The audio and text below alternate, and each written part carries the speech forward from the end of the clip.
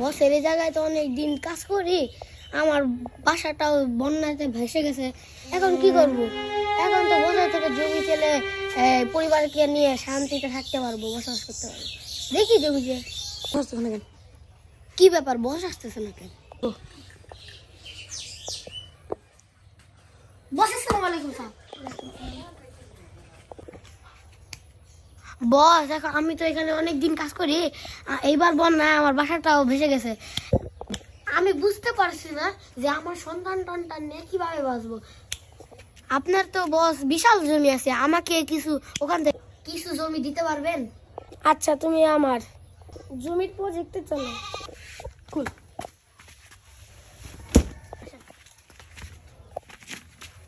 চলেন।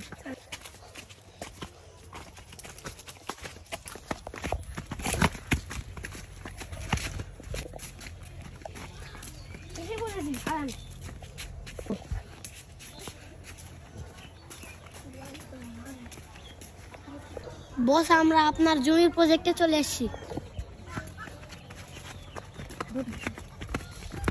শোনো, ওই দূর দূরান্ত কি দেখা যাচ্ছে?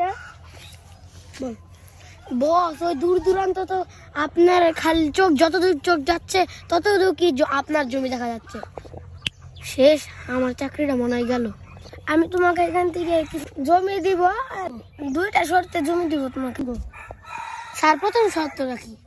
প্রথম শর্ত হলো, কাল সূর্য ওঠার পর থেকে তুমি যতদূর দৌড়িয়ে যেতে পারবে ততটুকু জমি তোমার। আলহামদুলিল্লাহ বস। তাহলে বস, দ্বিতীয় শর্তটা কি? দ্বিতীয় শর্ত, কালকে তুমি এখানে আসলে জানতে পারবে। ধন্যবাদ স্যার। স্যার, এখন দ্বিতীয় শর্তটা যদি বলতেন। তুমি যতই দৌড়াও তোমার সূর্য আসতে আগে আসতে হবে। আচ্ছা স্যার। আচ্ছা বস।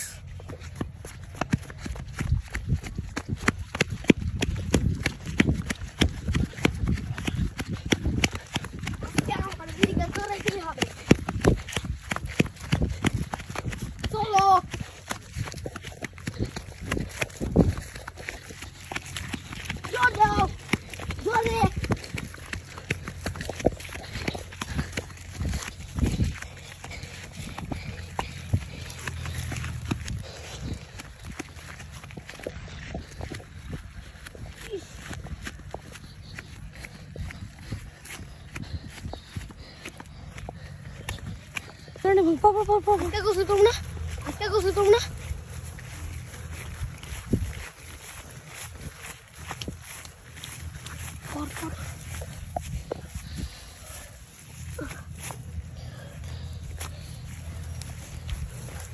আমার পারতেই হবে। তোমার আরো যেতে হবে আমার।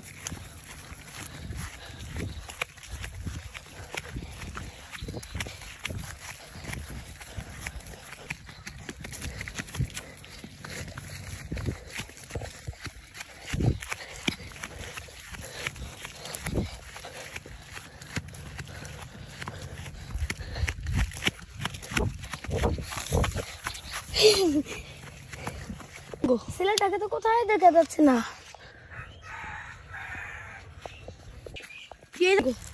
না, সন্ধ্যা হয়ে যাচ্ছে, এখন চলে যেতে হবে। চলে যাওয়ার জন্য দৌড় মারি। বাবা তাড়াতাড়ি এসে, তাড়াতাড়ি এসে, সময় শেষ হয়ে যাচ্ছে। আমি জিতে গেছি।